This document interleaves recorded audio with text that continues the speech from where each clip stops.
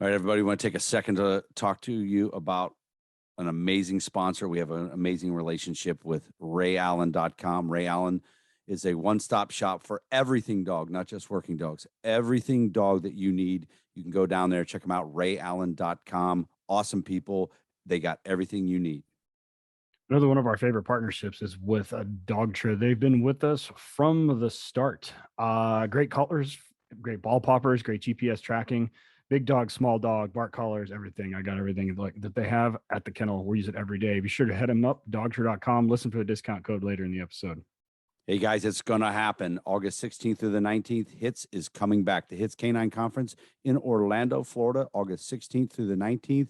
Get on there. It's the biggest, the best. Check it out. HitsK9.net. HitsK9.net. Get registered now. Take the guesswork out of making sure you're feeding your working dog correctly by using Kinetic Dog Food. Hit them up at kineticdogfood.com and look them up on the Instagrams at Kinetic Dog Food. Take all the guesswork out and do it right from the beginning. We love Horizon Structures. Dude, this stuff is so awesome, man. You can get online. You can talk to them. You could build it you want from mild to wild. They'll come bring it to your place, set it down on your pad, hook up your power, hook up your water, and you can put dogs in it that day. If you don't believe me, check out some guys like Justin Rigney's got a great setup there. Ask him. Check him out, horizonstructures.com.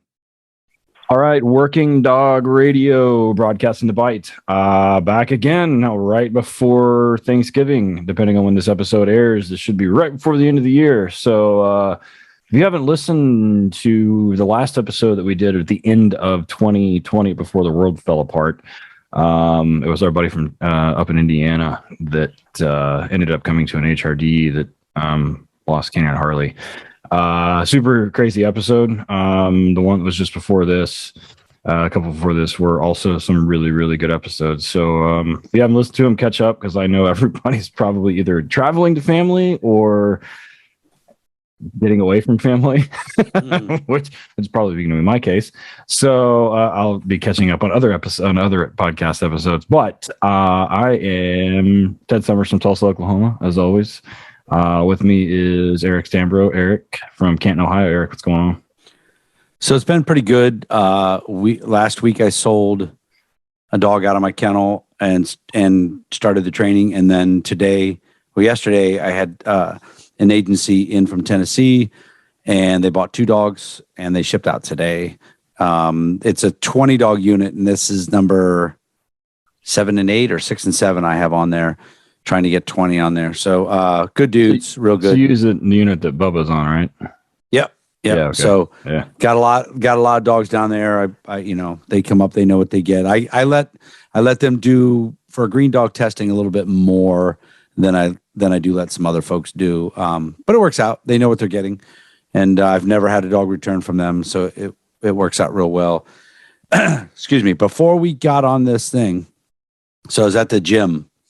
And the workout we're getting ready to do, it's like a CrossFit-ish kind of workout. And so I have a box. It's a 24-inch box to do these weighted dumbbell step-ups. And then in between that, we have a plate, and we're doing tricep extensions from the plate. So we do 20 presses, 10, 18 presses, 10, all the way down through. Well, while we're standing there talking, I'm holding the fucking plate on the box and I'm bullshitting. I'm not paying attention, and it gets to the end and drops off the box straight onto my foot. Think I broke my toe. Pretty sure I broke my toe. You're gonna lose a toenail. You've ran marathons before. That'll be all right. Yeah, I ran 9 marathons in 5 years and never lost a toenail, so that's pretty good. So yeah, well, you're owed. But you gotta do it now. That hurt really bad. But then I had to do the workout. So, anyways, what's going on in Tulsa? Nothing. I've been dealing with pets all day. We did a bunch of police dog stuff today. I've got some single and some dual purpose dogs that got sold that are getting ready to get trained. Kind of getting ready for a class we got going on in January. And then looks like HRD may be going to Canada next year. So that'll be fun. Yeah. So, and then looks like we may have some stuff in Louisiana and some other places that are coming up. But my next one's not till the end of January in South San Francisco, if it's still there by then. So, I don't know if they're going to fucking steal everything. So seriously, like, I mean, I'm going to show up at the Airbnb and it's going to be a fucking tent. So I don't know what you want me to tell you. It's fucking crazy. It's fucking COVID times. So I don't know. But other than that, it's just pets and police dogs. My electrician showed up today and got our heater hooked up. So, or the city showed up and we had to remove the water or the gas meter because I'm putting an outside door out. So we're going to run 10 outdoor runs for the canines outside, and then all the pet dogs are inside. Cool. So I have a pass through that we built, and they had to move the gas meter for it. And the gas company showed up today and hooked all that shit back up. And the electrician showed up, and of course, there's both my interns are there, and I'm like, go work on place, and I'll be back. So yeah, I mean, that's been, other than that, nothing's been going on. But so, what do we got going tonight? So, before I introduce the guest, tomorrow I have a 4-hour tattoo appointment, my every Wednesday, and this should complete the suit. It should be complete. They got to do here and fill in some spots in my back and over my shoulders. So I'm just straight up a masochist, I guess. So, 4 hours of just, but anyway, so tonight our guest, is it's funny because, the United States is a big country. K9 is a small segment of everything going on. However, if you're not into a certain level of knowledge in the canine world, you might not have heard of our guest. If you are, then you've heard of him. Probably a lot of you haven't met him. You heard of him. He, however, has been involved in highest levels of dog training, starting out. We'll get into his history, starting out like me and a lot of other guys working the road as a cop, and then progressing on to a bunch of different things in the dog world. And now we're getting him out. We're getting to display some of his stuff, and we're going to get into a lot of stuff tonight. It's going to be a little bit different probably than our normal format, just a lot more free-flowing. I think we all have a beverage of some sort in our hands. I've got so welcome to the podcast is our new friend, Steve Stoops. Steve, how are you, buddy? Happy to be here. Good to see you, Eric. Good to see you, Ted. Yeah. Thanks. Little known fact, Ted, in Steve's phone, my phone number has your name on it, and he won't change it. That's right. Every time I message, he goes, it says Ted Summers. I'm like, okay, I guess I'm Ted. Yeah. It's okay. Yeah. You'll get blamed for some shit, though. I'll tell you that. That's fine. I believe me, I'm used to it. I'm used to, believe me, that will be the least of my problems. Right. So, Steve, thanks for coming on. I know your schedule can be pretty hectic, but fill everybody in, like where you got your start and kind of where we're at to how we got to like today. Yeah, got my start in Indiana and went Marine Corps infantry. From there, onto the police department. After about 5 years on the police department, got into K9 and. In that time, I worked in a pretty busy town with a 150-man department, and started the organization DADAC, Dogs Against Drugs, Dogs Against Crime, which actually gave me the opportunity to absorb more knowledge than my young dog mind could grasp. I got exposed to a lot of different people very early as an inexperienced, open-minded young cherub, both good and bad, from that. And then did some traveling around the country and the world teaching, and then took a job. The DOD contacted me to take a job, and I've been there ever since, kind of flying under the radar until probably the past 3 or 4 months.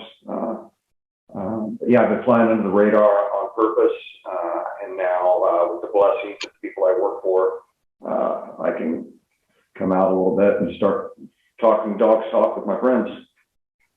So if you look back into the police stuff, you did 5 years and then got the dog. What we've never really asked anybody this, people out their opinion. Do you think we hear these guys, man, I've been on for a year, I'm getting a dog. Do you feel like you should really get that cop stuff down first, or it's individual thing, or do you think you were ready for it at 5 years? I think you need a couple of years on the street just to mature as a police officer and hold your own mud without a fur missile in the car. That's a good question. I've never thought about that. I do think you need to break it in on the street a little bit before you get a dog or before you become a detective or. Yeah, the department I worked at was anywhere between 160 and 200. It fluctuated up and down. High crime area. I know you guys, from listening to you on some other shows, you guys really running and gunning and really got into a lot of stuff going on there. When you got into the dog stuff there, how big was the unit? So there were I think maybe 4 dogs. But it was when the era was changing. You're a lot younger than I am. When I got into it, and it was 1989, still the big, mean police dog was the norm. The strong social thing, that wasn't a part of it back then. And they weren't finding a lot of bad guys. I think these dogs were built like Tarzan and fought like Jane when I look back on it. And then by accident, I got my dog, which was a Malinois, and I didn't know what the heck a Malinois was. I would always be the only guy with one at a seminar, but he was social. He was, what I still desire today. And that was, so those guys subsequently left. They were kind of the old guard. They kind of quietly left. I got busy with my dog, and had some successes. So. What back then? What was the certifying body you guys were under? The first Napawata was the first one I was certified through, but I actually did an OPATA certification. Oh yeah, you are our next door neighbors, yeah. And I think that was in Sylvania, Ohio. I know it was cold. Yeah. But my department also had its own certification. Oh, okay. Yeah. So back then in the 80s, so when I got in the K9 unit I got hired in 96. I got in K9 in 05. Yeah, we were still in 05 at a yank and crank unit, old techniques, a lot of old style stuff. When you got in, were you just kind of a sponge absorbing everything, or was there some things you right away were like, man, this looks like we're running uphill, maybe we can do things a little bit differently? Yeah, I bought my own dog, and that's how that act started. I took a loan out. The K9 unit, they were like, we don't have room for you, and I said, what if I bought my own dog? And they're like, well, if you're silly enough to do that, do it. So I took a $6,500 loan out. And I'll get to your question, but just to give you a little background, my uncle was actually the vice president of the bank, and I went to him for a loan, and he turned me down. Yeah. So I had to go he said, that's stupid. I'm not going to loan you money for a dog. And I went to I'm not going to name the finance company. It was one of those high interest ones. I took a loan. And so I started DADAC, Dogs Against Drugs, just to as a way to pay myself back through car washes, because, I was on the hook for $120 a month for the next 6 years. So, but anyhow, I knew nothing about dogs. I knew which end ate, which end crap. That was what I knew about them. And I went down to a school, and it was yanking and cranking. We called it jerk ass, kick ass dog training. Jerk ass, kick ass. All right. Yeah. There you go. And there's I tell the guy, now I'm old, so I sound like an old man, but there's some good things in the old ways, but there's great things in the new ways. But I think doing the aggregate, I think you're correct if you do that. Yeah. So talk about DADAC for a minute. Like it's pretty early to have that kind of foresight of a foundation, or was it a 501c3 that you could take donations? So Eric, one thing you got to know about me is my life isn't a well thought out plan. Like everything that happened to me happened by accident. So yeah, 501c3. My other uncle, the good uncle, was an attorney, and he advised me to file the 501c3. And then I had a board of another guy that owned the Dairy Queen. He was a good guy. Nice. And it just took off. It went from paying off my little dog to I had enough money left over to buy another dog for somebody. And I bought the second dog that Ken Licklider ever sold. So it took off and started making hundreds of thousands of dollars a year, and I was donating dogs around the country. Then I had an idea to, policemen couldn't go to seminars, and they probably still can't because departments never give the canine guys the budgets. So I would have these seminars, and I would fly Jan Kaldenbach in from Holland, Don Yarnell, people from all over the country, and I would charge $35 for the seminar, and with that, you got a free T-shirt. So it really afforded a lot of officers the opportunity to come to a seminar. Yeah, things haven't changed. It's still the same. Yeah, yeah. So your first dog was named Zane. So which is where your Instagram name comes from and all that kind of stuff, which we'll talk about here in a second. But talk a little bit about him. You were at a Malinois. You had a Malinois and a German Shepherd time when people are like, "What the fuck is this thing?" And when I went to a guy named Gene England down in Bowling Green, Kentucky, and he had a company called Advanced Canine, and I found him by accident. But he was a nationally renowned Schlitzen trainer. And I went down there, and he had a kennel full of German Shepherds. And I said, I remember there was a German Shepherd in there named Sharky, and Sharky was handsome. And I said, you know, I gave the down payment on the dog, and he said, give me a few weeks. I'm going to match a dog up with your personality. And I said, okay. And I went home, and he said, hey, I've got your dog for you. Come on back down. He said, it's a Malinois. And I said, what the hell is a melonwell, whatever you call it? He said, come down. When I came down, he had me sit in his office. And he said, I'll bring your dog to you. And when he brought it in, it was a slinky, skinny little Malinois, not handsome. And I remember looking at him, and I said, Gene, I need a tough dog. I was heartbroken. And he said, that is a tough dog.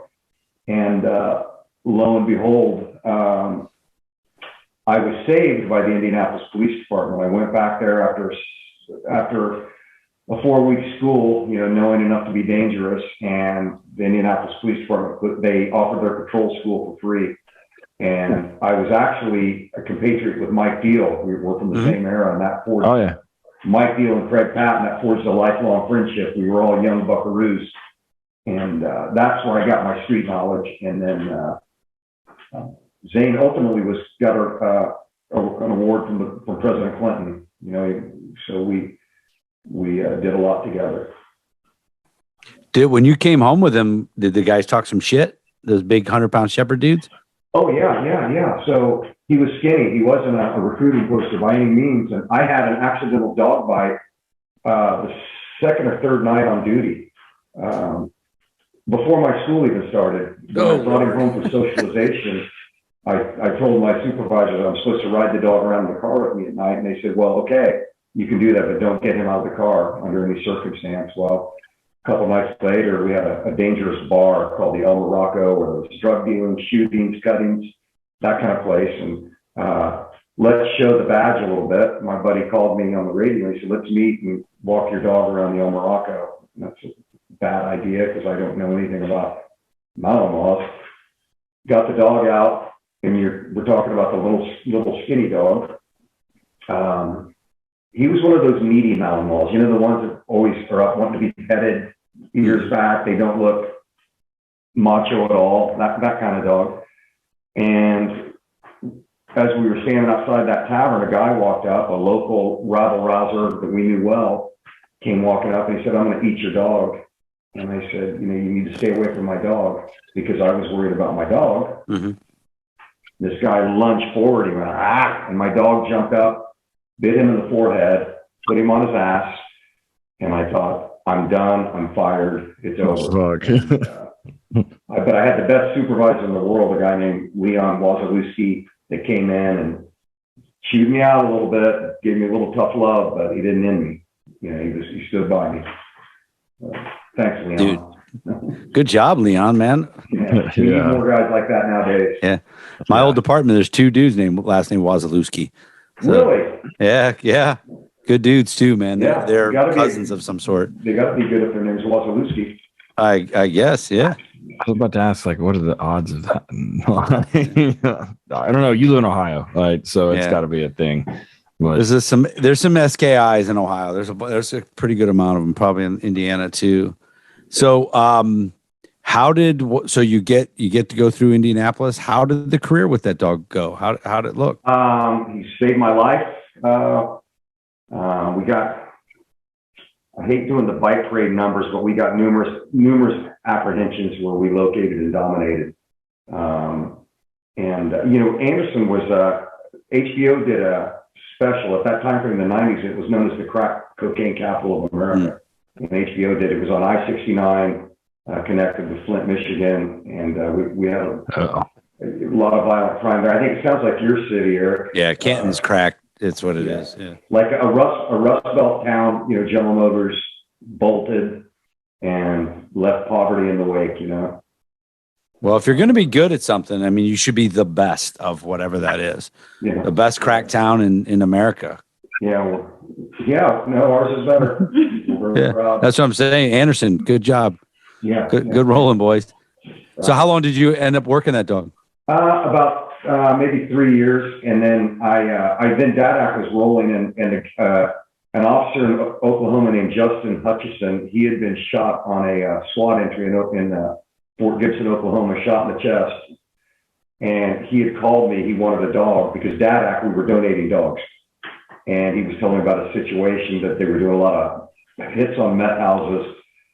And I thought, well, I got this good experienced dog here, and I gave the dog to Justin, and I took another dog, and it was hard getting rid of him, but the joy of helping somebody else like that outweighed any sorrow that I felt, and I got my next dog from Mike Deal. I got an 11-month-old Mike Deal bred German Shepherd. Mm-hmm. Yeah. So how was Dadak raising money? I mean, you're donating dogs and everything. You're rolling through theirs. How did we make the money? Yeah, like what was your main thing? Telemarketing. It was before it was in the 90s. It didn't have the stench that it has now. Mm-hmm. And we put out a magazine, and a lot of people outside the telemarketing donated. So it did really, really well. And then you bring friends in. What happens when you bring friends in? Yeah, they tell two friends, and they tell two friends. Started with a bang and ended with a whimper. Yeah, of course. Yeah. So, your department, and you mentioned it earlier that you got into canine and then started being able to travel all over the country and even overseas a little bit. How'd you talk them into that? Because you can't get dudes to get their department to send them next door to do training. Yeah. Oh, well, I took my own vacation time, and so I became a dog hippie, and I paid my own way to everything. And I got to give a shout out to Ken Licklider, because Ken was the best man at my wedding. I knew Ken while he was still in the Air Force, and he was one of the people I met young in my life. And Ken afforded me the opportunity to go to Europe in the early 90s with him. So I met a lot of the right people, a lot of people out in California, and it just afforded me a lot of training. But I think it was, I was drinking through a fire hose, and I was really, I met more people, ran into more than really a young guy, a young mind. I said it earlier, a young dog mind can handle the good and bad, I got. Yeah. And it's funny. I heard you on another podcast. So kind of like the two biggest vendors in the United States are in very direct competition, Kenny and the Reavers out in California, but you somehow have managed to be very good friends with the two of them. Yeah. How is that dichotomy? Exactly. Yeah, Mike Reaver and Ken Licklider are two of my best friends in the world, and they are trying to put each other out of business on a daily basis. So I brought them together once at a seminar in Tennessee, and we all sat down together and laughed and had a glass of whiskey. And one of the Taos of Zane is seriousness is the refuge of the mediocre. We all love to laugh, and we all had that in common. And just busting balls and having fun. So that's how it happened. I met Mike in California, and then he worked with me at DOD for a while, and we saw each other every day, just like in the 90s, Ken and I were frick and thrack. And so, yeah, my two good buddies. Yeah, that's a pretty interesting relationship that you got set up. Real quick, we're going to go ahead and take our first break. When we come back, we're going to fast forward to just touching on a couple little things here. And I want to get into some philosophy with you about training tools and kind of police dogs, where we're at right now, and the certification stuff, and which is a big hit for Ted, the certification standards, which I'm blown away in this country, the lack of, or the differences and how weird or stuff like that. So we will be right back. HITS Canine Training Conference. This is America's premier canine training seminar, packed to the brim with the world's best instructors and me and Eric, all covering important topics. There's no better place to learn and no better place to network with other handlers, breeders, and trainers. HITS 2022 is being held in Orlando, Florida this year, August 16th through the 19th. And I know how you guys are. Everybody waits at the last minute. And in the post-Rona world, everybody's training budgets are being cut and everybody's deciding whether they're going to be able to get to go or not. So don't wait, because they're not going to have an infinite number of spots, and the price goes up after a certain date. So get signed up as soon as possible. It's in Orlando. We'll see you there. Be sure to hit them up. HITS K9, letter K, number 9.net. One of the best relationships we have in this podcast and in this industry is with the great people down at Kinetic Dog Food. The story of Kinetic Performance Dog Food is pretty simple. They wanted to make a better premium dog food for the dogs that need it the most. Their goal is to give every working and sporting dog a higher energy level, better performance, and better overall health through superior nutrition. So they formulated a line of food based on what they considered to be the optimal profile of a performance dog. They've done tons of research on this. This isn't their first rodeo. These guys know what they're doing. If you're a kennel, they will come to your kennel. They will see the problems that you have. They will check out what works for the dogs that you have. They're amazing people to work with. They drop ship a pallet right to you if you want. I know a lot of guys that use them. There's a bunch of different formulas on there, and 32K might not be for your dogs. Maybe the 26K works. They can adjust it. They'll give you the right ideas what to do in different parts of the year. Winter's different than summer.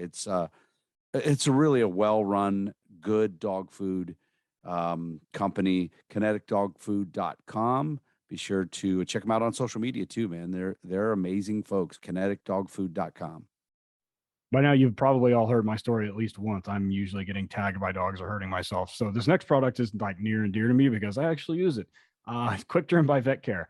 It does great for keeping small things from turning into big ones. I use it at the kennel for clients' dogs that have some issues with skin stuff, or have food allergies, or have environmental allergies. Works great. Keeps hot spots from making giant hot spots. And it keeps my working dogs, who inevitably find magnificent ways to hurt themselves, from turning it into a giant vet visit. Stops little issues from becoming big ones. So it comes in a spray, it comes in an ointment, it comes in a dressing. It's great for creating a protective barrier and promoting wound healing. You really only have to use it like once a day. So there's no reason not to have it in the vehicle. Since it's temperature stable, you don't got to worry about it getting hot, getting cold, or anything like that. So put it in your first aid kit or put it in your cabinet. Vetcare.us on the internet. Quick Derm by Vet Care on Instagram and on Facebook, and then hit them up with the discount code 10WDR for 10% off your first order. So my entire time that I was a handler or a trainer in law enforcement, the cars at my department, in the departments that I trained, all had American aluminum accessory kennels in the cars. Different cars, man. Dodge Chargers, all Ford models, some Chevys, SUVs, cars, everything. We loved American aluminum accessories. It's a great product, a great company. They've been serving canine law enforcement community for over 20 years. If you check out their website, EZ, that's the letter Z, EZRiderOnline.com. They got testimonials. They got videos on how to. They got a list of everything they have. Just today, we made a post on the Working Dog Radio social media showing a dog that survived a really bad crash because of the American aluminum kennel in the back of the car. Check them out online, guys. EZRiderOnline.com. Just let them do their thing, man. Whatever car you got for your work, your patrol car, get a hold of them, American Aluminum Accessories, and get the best in the business. Next up comes training courses online from our friends down at Highland K9 Training, Jason and Aaron Ferguson. So in the post-Rona world, training budgets have been getting cut. People aren't going to be able to travel, whether it be instructors or they be canine handlers and supervisors going somewhere else for training. So Highland has announced a lot of online training courses. One of those that sticks out to me is their police supervisor canine course. And it's no secret that one of the problems with canine tends to be some of the supervision issues. This course is specifically designed for administrators and covers utilization as well as liability and FLSA issues. The course can be taken at your convenience, and you'll receive a certificate of completion at the end.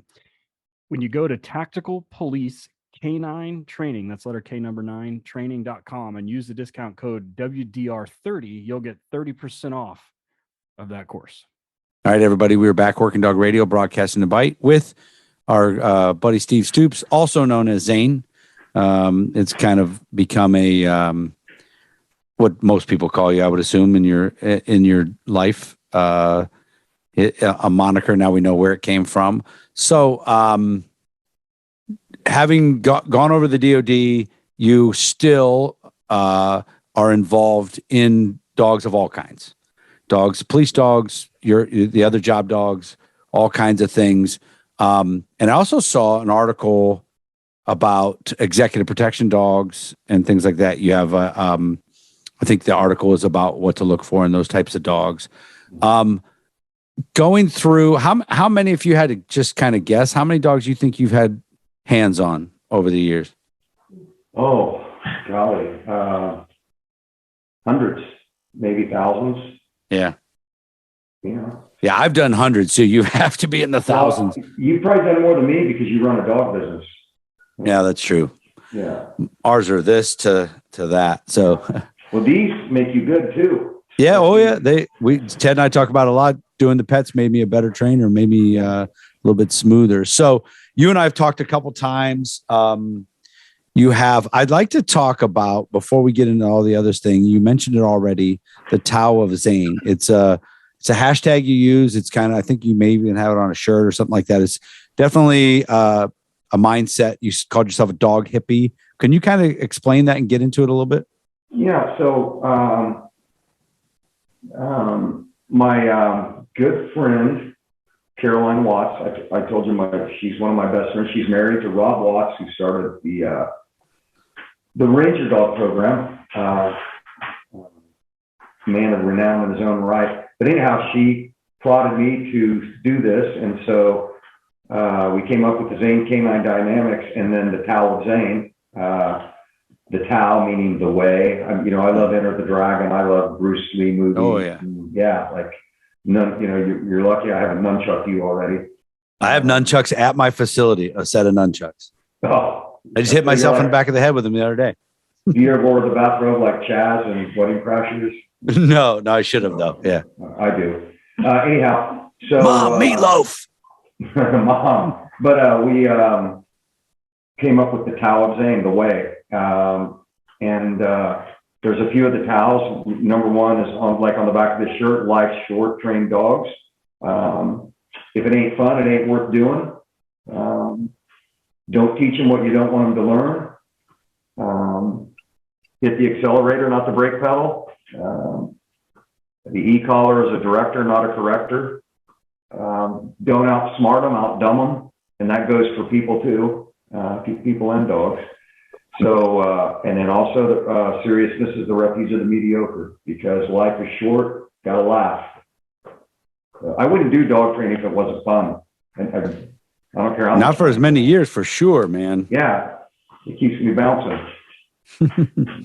So when you got started getting into training, and you get over there to the other job, what was something that you immediately changed in what the way training had been done before, that you're like, that's old, this is better? Where the job I'm working at now? Well, just in general, when you got to make an actual training decision where this is what we're going to do. The first thing training decision or tactic that I came up with. Have you ever heard of the nose is 10-8? The nose is 10-8? Yeah, it's a drill that I came up with. No. I won't bore you. Do it because we'll steal the shit out of it. No, I was like, do it because we'll fucking change it or do something. So you ever notice when you got a new dog and you're on the street, you do your first search inside the city. The dog is pissing on every trash can. Like he's 100% on every training track, every training. I see where it's going. He's on it. When you do it on duty, the dog couldn't find a whore in Amsterdam. Yeah.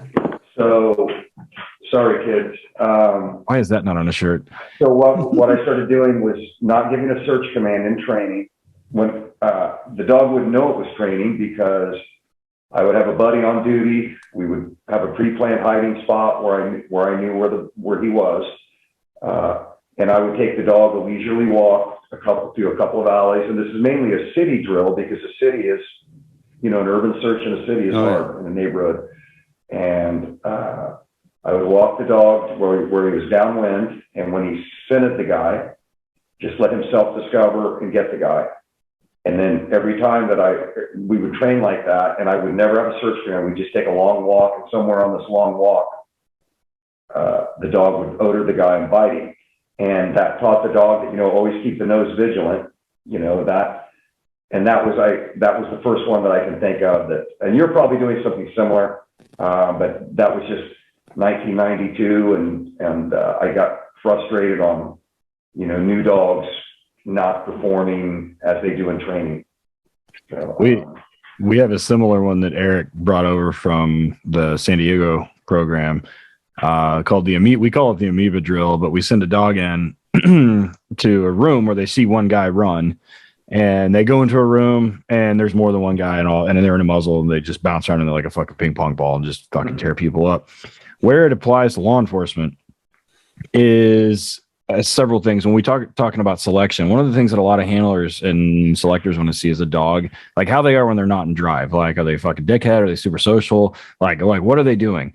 So in that drill, like for the people that are listening to this that have run that, and we're in the 600s now at HRD, and I've run it a lot at other places and whatever else. So the dog gets a muzzle check, right? So I'm standing there, token and joking with the handler, and I do a muzzle check, and I'm like, all right, we're going to turn this corner. As soon as we turn this corner and you hear me say, hey, get the fuck on the ground, and it always comes from a third party, like from whoever is running that station, send the dog. And the decoys are under instructions. And so the dog is just kind of like, oh, I'm just kind of, chilling out, running along, doing whatever. And then he hears me say, like super loud, like, hey, get the fuck on the ground. And he sees somebody running, and the handler's like, Stellan, and sends him and chases him into a room. So he goes from whatever, just hanging out, to super high state of arousal and drive. And he's got to go in and smoke people right then. And it's an interesting one to watch the dogs, because I'll see dogs that are fantastic in muzzles.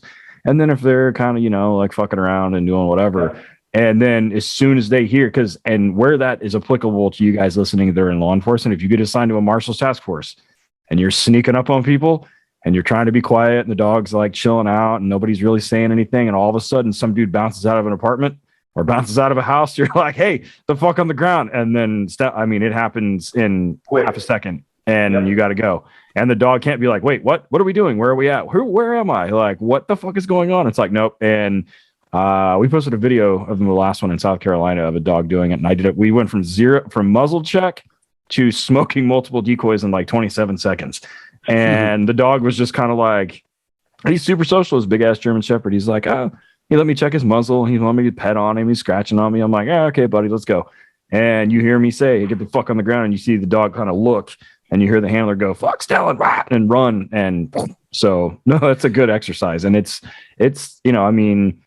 like if you're tracking somebody, like you said, in an alley or in a city situation where the dog is like, you don't know if you're necessarily tracking, but you're kind of like searching independently. The dog, like you said, self-discovery. They still have got to like head on a swivel, ears up, give me something that tells me that there's somebody hiding behind a trash can or in this like little dark alcove or something. So yeah, I like it. It's the same concept. It's weird. When I was just a regular beat cop, before I had a dog, we rode in 2-man cars, And when I was especially younger, and then when I had young dudes with me, every time I turn, you look at the street sign and see where we're turning, because around this corner, it's a high crime city. Around this corner, at any chance, there's something bad going to be happening. And it worked all the time. Turn the corner, every once in a while, look at an address. So it's kind of the same thing. Be switched on. Yeah. Even because everything's around the corner, the nose, everything is around the corner that you might have to work. I like that. When did you? The one Ted just mentioned, I call those canine intensification drills. Stuff like that. Yeah, I like that name. When did you? Or was it hard to get guys convinced that they don't need that 100-pound defensive dog? And it took a long time for me and everybody else, and not everybody in law enforcement understands that a social dog it is probably a lot better for you than just that asshole. So let me ask you guys' opinion on this, if I may. This stuff that if you're going to handle dogs, you're going to get bit. Mm-hmm. I call bullshit on that. Like I get bit, of course, but that a handler shouldn't expect that on as a canine officer. Thus, the social dog. Like, I'm not talking about getting bit over misdirected aggression or toy, but a dog that is handler aggressive. Like, I have no time for that. Yeah. When I'm selecting, what's your opinion? We've said it numerous times on here. We've asked guys that were, our age, a little bit older, that like, so, hey, how many times did you get bit? How'd that go? And almost like it was a rite of passage. Like you said, but I have, and Ted, I know, is the exact same way. I have no interest in a dog that is sketchy, like the handler aggressive dog, where it should not be your rite of passage to get smoked by your own dog. Right? Yeah. So often shit happens every once in a while, but often, you know what I mean? So my thing, like Eric and I both kind of made a name for being able to take dogs that had histories like that and being able to successfully place them. It's a fucking pain in the ass, and it sucks because, like, I can handle dogs like that and Eric can handle dogs like that, but that doesn't mean that I can then turn the leash over, because like I kind of know where the thresholds are. I know like what to expect and whatever else. And when it gets fucking weird and people are yelling and people are screaming, I cannot have that dog decide. Yeah. Or if a handler is at low ready with his firearm, giving commands to somebody, waiting on backup, I cannot have that dog decide, I'm tired of waiting, I'm going to do this anyway. Yeah. And I just can't do it. So while like I could probably handle that, I'm not in that position. Like, I'm a fucking canine trainer. Like, that's what I do. But I can't in good conscience like sell dogs like that to departments. Now, there are dogs that I have taken that have smoked handlers because they're super heavy handed. Like, they get in their ass for no reason. And I'm like, so whenever they come to me and they're like, we got a bite history, I'm like, well, like, what happened? Like, why did he bite him? And, it was just kind of one of those, like, was it misdirected aggression? Was it overcorrection? Like, what was it? Because we had several dogs come through that were overcorrection, and I can handle those dogs, no problem. And I pass them off. And once we get the behavior set and trained, they're not truly handler aggressive. They just don't like to be fucked with. But like dogs that are handler aggressive or learn to smoke people to get what they want or to turn pressure off, not me. I'm tired of being the guy that's like, oh, send him to Ted, he'll fix it. I'm like, no, fuck that. Like, I can fix it, but I can't sell it. And then they still expect me to fucking pay for it, which I'm like, no, I ain't doing that either. So nope. Yeah. I don't want to fix it. I don't want to pay for it anymore. If you're listening to this, don't send me those motherfuckers anymore. Nobody call me. So well, the thing is, for like you in your current job, so most cop dog guys, it's a guy and the dog. Maybe you got another dude, maybe it's a couple. There's not as many situations where it's dudes on top of dudes, close transportation. It's you and the dog. You get out, people, you're kind of running the show, doing your own thing. But like in tactical units or where you're at now and everything, it's nut to butt. It's dudes on dudes on dudes, and free flowing. You can't have a dog just smoking people because they can't control themselves. Yeah, I agree. And the dog that I want for what I do now is the same dog I wanted on the street. The very same dog. I think the dog we all want. But Ted, you're right. Like, I'm a dog trainer. If you're a dog trainer, you're like an electrician. You might get shocked. If you're a dog trainer, you might, you're going to get bit once in a while. But I will never knowingly buy an asshole. In fact, we used to, though, man. Woo. In fact, to bring part of this conversation kind of full circle a little early, like in the first segment, you were talking about like back in the day, right? Like these dogs that are just shitheads and they would smoke everybody. And it was a product of how people trained. And I hear this so often. I saw it today that they're like, oh, dogs aren't what they used to be anymore. I'm like, the fuck, they're not. Like, I've seen some of them motherfuckers from back in the day. And I'm like, no, they're every bit as gnarly as they have been in the past. The thing that's happened is we've kind of changed the way that we handle these animals. And we've learned a lot more about drive and what like precipitates some of these behaviors. And the problem is I was on the phone today with a sitting sheriff for a sheriff's office. And he's like, I don't want a vicious dog. I'm like, we don't do that anymore. And this guy's in his late 50s, early 60s. And so the last time he worked the road was basically when you guys were like, he was probably one of your two sergeants or something, right?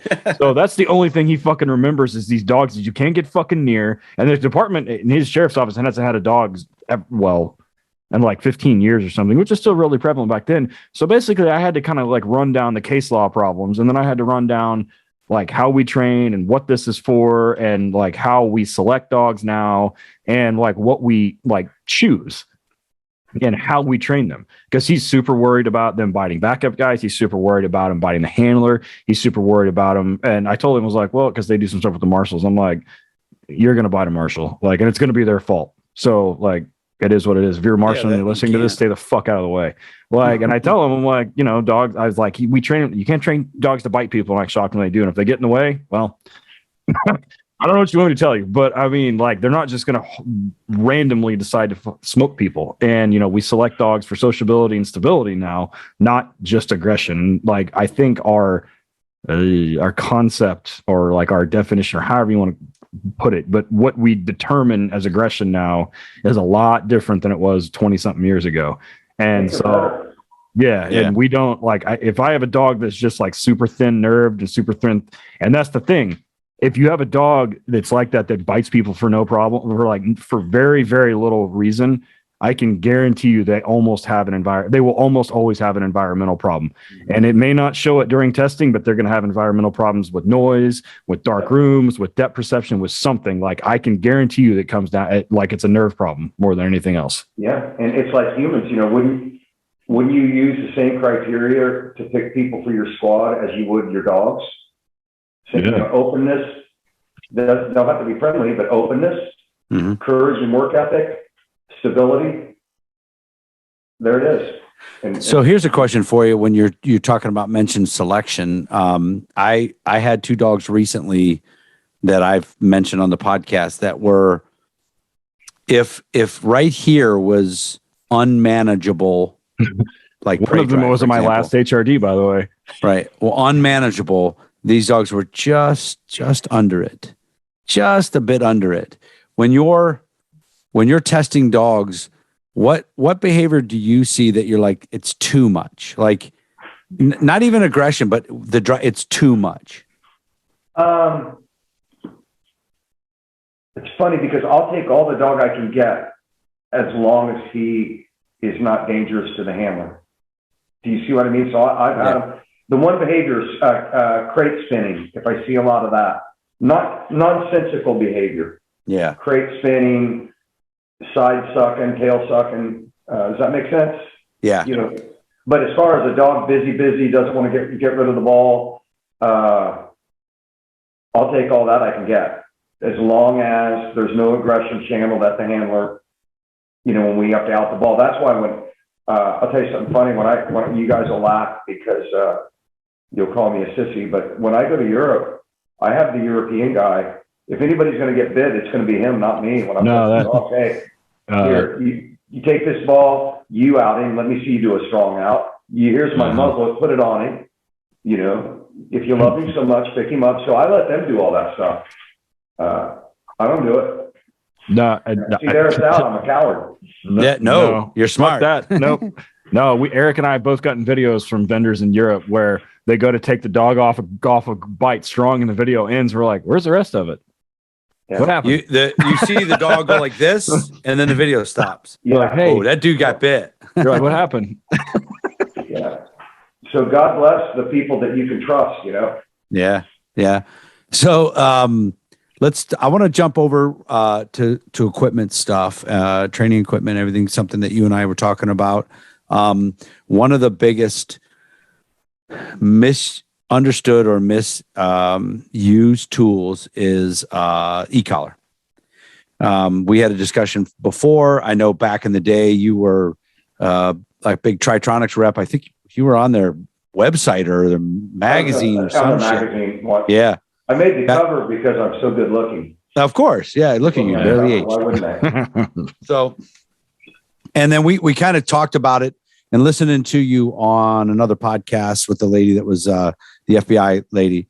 Sonia Nordstrom. Yeah. Yeah, Sonia. Right. Very good episode. Very good podcast she has. You had a lot of strong opinions about the use of the e-collar, the misuse of the e-collar. And then we're going to talk about some training you just did a little bit. We'll talk a little bit about, but how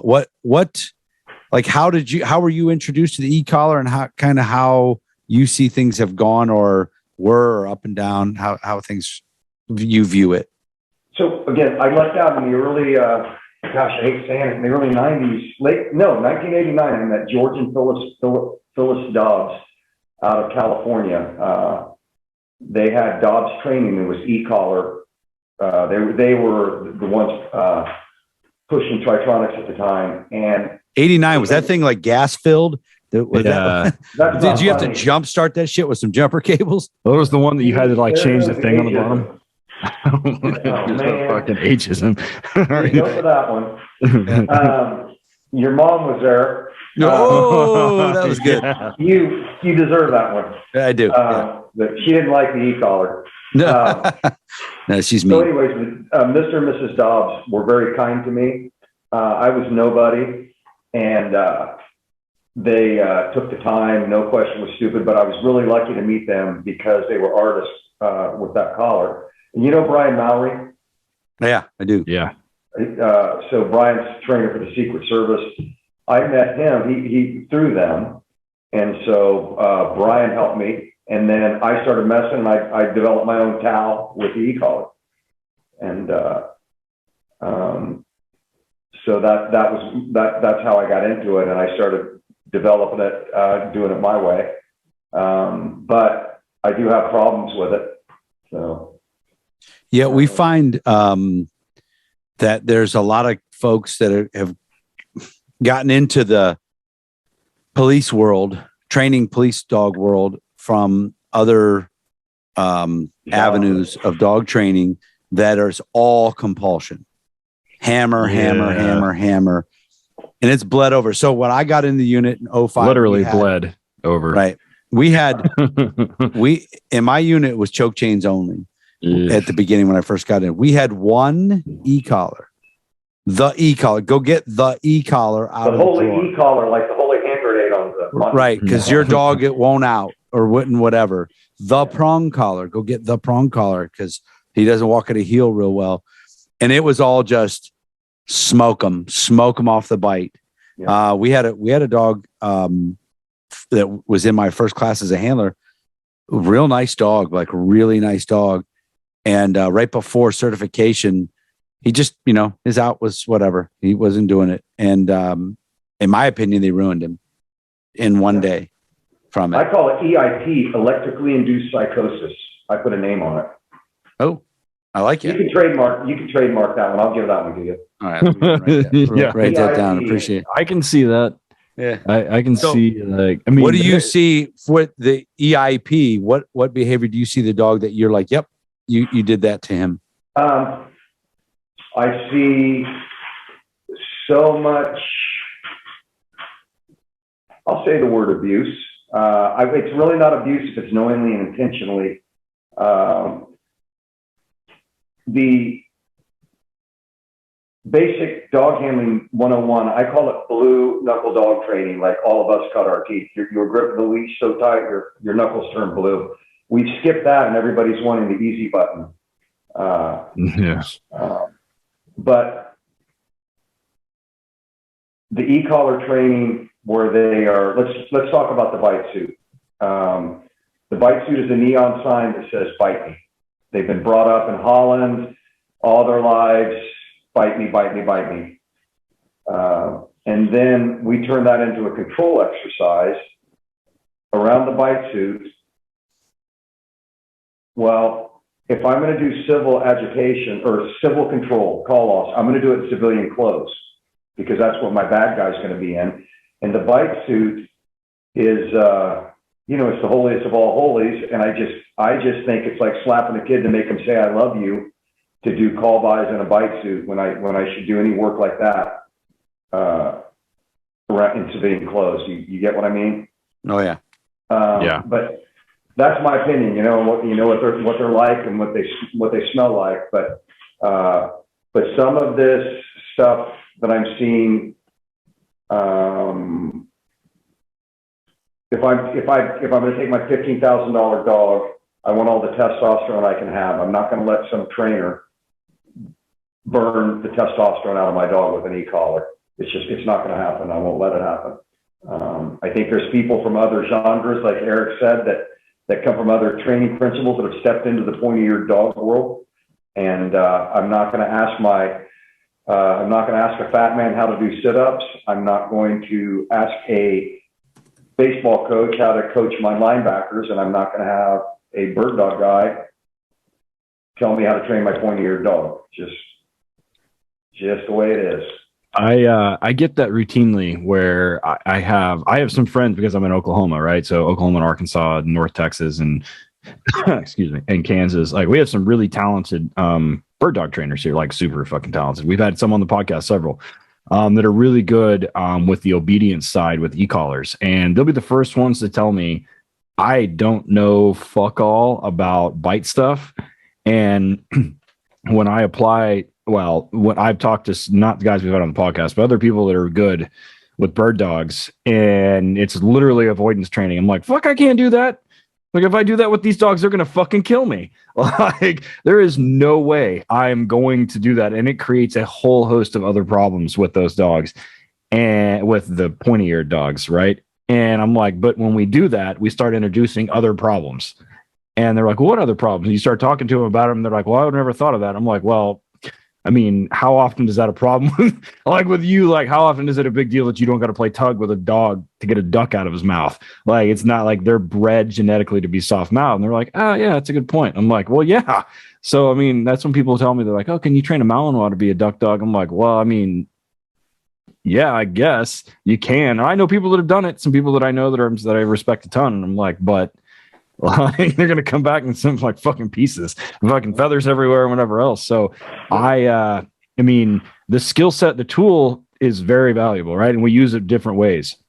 And I don't know shit about duck dogs or gun dogs. I don't train them. I don't do it. I don't fucking hunt. I'm not going to. And the skill set and the way that they use the collars is much, much, much different than how we do it as law enforcement military trainers, without a doubt. The dogs are different. The training is different. Yeah. Collars are the same, but man, it is not the same thing. How much are you guys seeing that where the e-collar in the dog world right now, where the e-collar is the supreme commander, not the handler? I'm seeing it a lot. Yeah, but the guys, they're still not good at it. Yeah, and so few of them are not good at it. And this is what I don't understand, because it's 2021, right? And a lot of the people that are handling now are, millennials or, in their mid 20s to like early 30s. They grew up playing fucking video games. Those guys should have badass timing. Like they should have badass timing. And that's kind of the main thing. Like I'm 40 something, 41. So like my generation. This mole is 41. Exactly. See? So like my generation grew up and like we were the first generation that had fucking video games. So a lot of guys in my generation are really good with timing because we play video games, or we did, or I used to when I was a kid. Not anymore. But like the hand-eye coordination, the timing. And so like trainers before me, like some people I've worked with in the past, like their timing is fucking terrible. And that's why yank and crank is fucking great, because you don't have to have good timing. You just fucking apply pressure. When the behavior is performed, you release pressure. Done deal. Right? No big deal. Super fucking easy. So like the whole like feathering and like, you know, timing and tapping and everything else has gotten like lost in the thing. And then having to teach that to a canine handler who I may not have a lot or not long enough is really, really hard to teach that skill set. Timing, the anticipation, like all those things. So even with some of the bird dog guys, it's difficult to talk about. Yeah. Listen, back in the day, Steve and I both could whoop your ass in some Pong. That little, remember that, Steve? I got one of those for Christmas. I was excited. Little dial thing's the best. Fucking knob. one of the things Ted and I talk about is, I don't care how old you are, how young you are, if you're not constantly learning new things or getting with new trainers and different people and learning maybe a little tweak or a little style change and some different things to things you've been doing for a long time, you're wrong and you're making a huge mistake. There's so many trainers like that.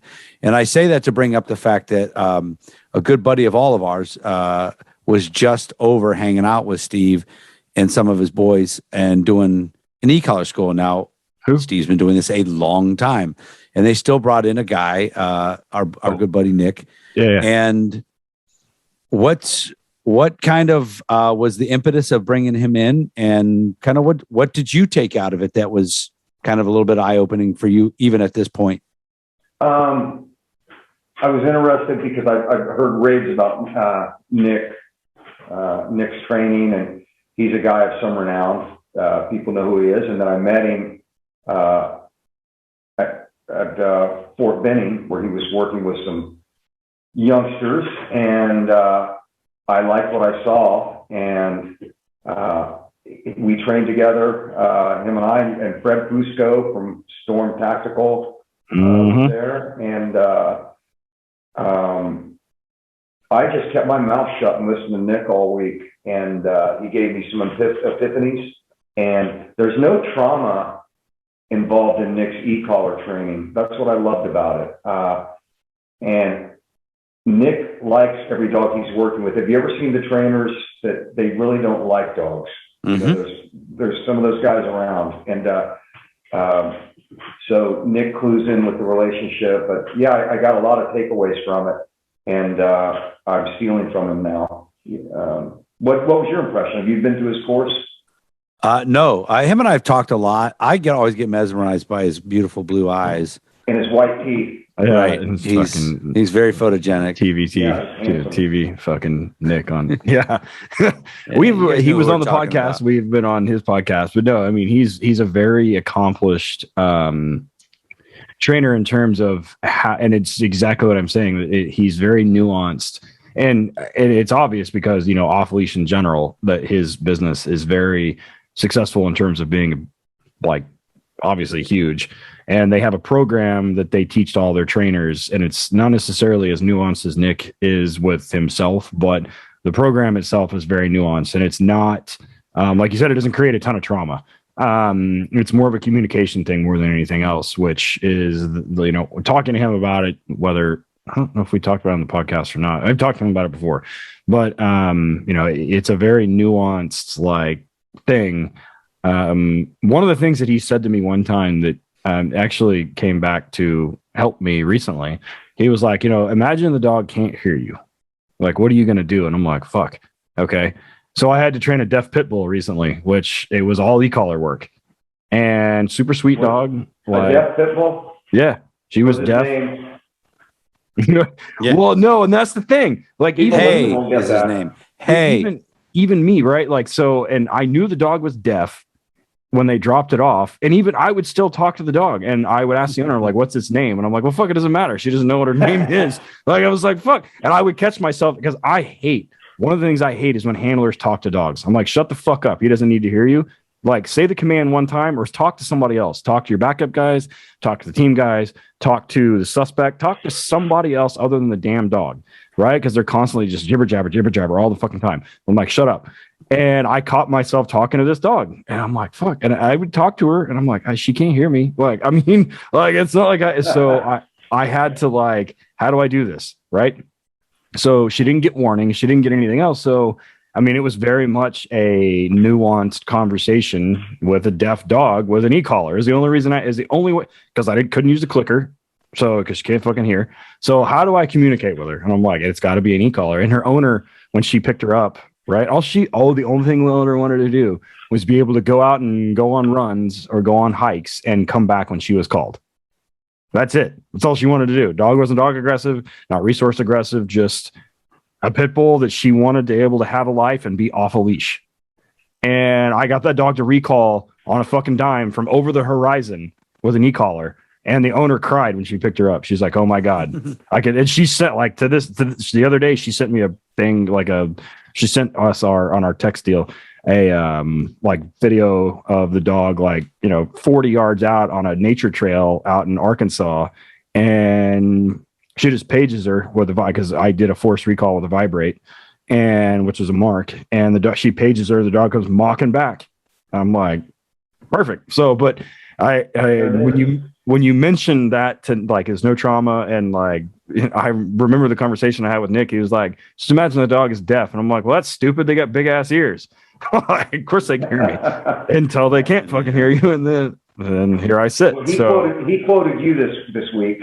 Oh God. So something about the hand, don't put your hand. Yeah. Don't put your hand where you put it. Yeah. Yeah. Nick's are prophetic. Mine are hilarious. So very prophetic. Don't put your hand anywhere you put your dick. He gave you credit for it, by the way. Nice. Yeah. And Nick's one of the thing about Nick is he's obviously an entrepreneur, and he's always thinking, and he's developed with a company a different e-collar, kind of a change in the e-collar. Did you find that worked well for you guys? Yes, it's awesome. I'm working with a puppy right now, but yeah, you need to check it out. I just bought one. It just came in. I haven't messed with it yet. I got it last week. You'll love it. It's gives you a lot of options. But I tell you, I didn't see not one dog squealed. I swear I didn't see one traumatic event. And I guess to save everybody time, go train with Nick. See what he's doing. And it was very refreshing, and I thoroughly enjoyed it. He's got the art of being able to teach others to teach, and that's an art, right? Oh, yeah. To share that kind of knowledge. So I'm going to ask you about one more piece of training equipment before we go on a break. One of the most, you mentioned it earlier real briefly, one of the most, in my opinion, misunderstood or underused pieces of equipment is the muzzle. Where does that fit in your program as you've been training all these years? Huge, major. I think that's what makes a real dog. Yeah. What do you think is the most misunderstood part of it that people have that handlers would have? I think that if they have a dog that's a strong muzzle fighter, that some people think that means it's going to bite on the street. And you have to, again, I use that word, the aggregate, you have to do the aggregate, right? Mm-hmm. So I think that's a misunderstood part of it. Introducing the muzzle, actually, if you have time, I'll tell you, somebody taught me to introduce the muzzle. That was, because I would do the old jam it on there. If I have a kennel and I've got 10 dogs, yes, I'm going to jam it on their head. But with my own dog, you familiar with Hard Dog Requisites? Yeah. Oh, yeah. I have a suit from them. Oh, yeah. Okay. Love them. The owner, Guy Harrison, taught me to, just take a muzzle, sit down and watch TV and eat potato chips out of the muzzle and have your dog sitting beside you. Just turn that into the food bowl. And do you guys feed out of the muzzle when you have time? Oh, yeah. Yeah. Even when I don't have time, because I'm not fucking fighting. I am not fighting with a dog. I am not fighting with a dog with my hands near his mouth. That is for sure. Yeah. But he taught me, having the dog lay on the floor beside you while you're watching TV and keep the muzzle away from him, make him want to dive it in there, and you just eat your potato chips and maybe, I don't know, it's silly, but it worked. Mm-hmm. But that's building Steve's dog. If I'm building a lot of dogs, I don't have time for that. Right. Yeah. When I have the dogs at the kennel, the ones that are goofy about it, I have a trick where we'll go to the kennel door, like we're going to go outside, or we're coming back inside, and they sit and stare at the door and wait. And I get behind them and rodeo and just put it on them and hold on. And then we get it. And it works. I get them every time. Because as soon as I get on my seconds. I pin the back legs and hold on. And I've had decent success. They hate it. But the other thing too with muzzles, guys, is it's not just to go to the vet. No. But that's what guys do. What's the first exercise you do in a muzzle? I'm curious. For me, the first, if I'm like introducing them with an I'll have it. Usually they've had it on because we had to go to the vet in the very beginning. I start playing with them in it, just walking around, bullshit, nonchalant. And then the first like actual exercise that I'm going to do will be more of a civil thing, trying to get them just to hit with it and then start, building and fighting. Some dogs I've had to cheat and throw a suit top on to kind of put a little context to it. But again, you're not teaching. And this is a big mistake that people make, is that you're not teaching that dog to bite with using that muzzle. We use it for muzzle fighting. I, in my opinion, I use it to teach a dog to fight a man who doesn't have a bite suit on. Mm-hmm. And because we've met guys that only use muzzle only, and their dogs have tons of failures. And I ask them, how the fuck do you teach them? They only use muzzles. They do not believe in equipment to bite with. I'm like, how the fuck do you teach them to out? And they look at me crazy, and I'm like, well, he's got a bite to out, right? And they just look at me like I'm crazy. I'm like, well, like you just teach a recall or what? I mean, like, how do you maintain grit? Like, how do you do all these behaviors? And they just look at me, they're like, you just don't understand. I'm like, you're right, I don't. Like, that's why I'm asking you. Like when we do it, I teach, depending on the dog, like if they're super like not having it and they're still super not having it after we do the whole food thing, I'll throw a jolly ball out in the yard and like, I'll put the muzzle on them and I'll kick the jolly ball or soccer ball out. And I'm like, go chase that for 5 minutes. And 30 seconds in, they forget that the thing's on their face and they're just pushing that jolly ball all over the yard. And do that like, I don't know, twice over a couple days. And then they're usually like super okay with the muzzle. And then I'll do what Eric does. Like we'll move into like a contextually an exercise the dog understands, whether it's on a bite table or for a young dog, like a green dog, whether it's on like a bike table or a back tie or something where they're used to like, okay, in context, I know I'm supposed to do something here, like what I'm supposed to do. And then I'll give them a familiar presentation without equipment and let them smoke me. With my training group, like every dog in our training group's got bites. When it's 175 degrees outside, nobody wants to wear a bite suit. Like these dogs fucking bite people. No one cares. Go put the muzzle on them. Where's your place out, Ted? What state? Tulsa, Oklahoma. It's hot as shit here. Okay, yeah. And what is your first exercise you do with them? It's kind of similar to Ted. I use that, the horse ball, the app ball. Yeah. And then you can put the from a horse company and get the covering for it. Same concept as the jolly ball. But one thing I learned, I've been telling people, if I ever write a book, it'll be called My Favorite Dog Trainer is My Dog, because I'll use another dog. Now, take the dog that doesn't like the muzzle, let the other dog play with with the horse ball in a room. The other one gets involved. I think it's the fastest way for me is to let a dog watch another dog. Yeah, we call it the circle of death. Yeah, where we have young dogs and old dogs in a circle in muzzles, one or two decoys, in the middle.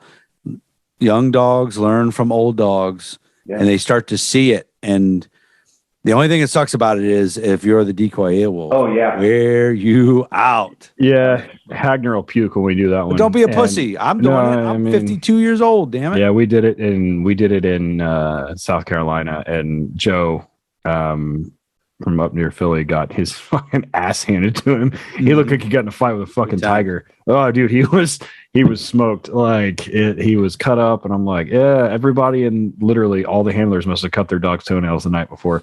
So yeah. All right, we're gonna go ahead and take another break. We come back, we got some more stuff to talk to our good buddy Steve about. So stick around. Don't fast forward through the commercials, but in the show notes at the bottom are all of the discount codes. And remember, Ted and I don't have them memorized. Just go and look them up like we do. So we'll be right back.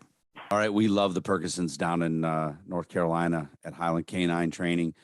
They are great people, great trainers. They got a good business model. They're awesome folks. We've been with them for a long time.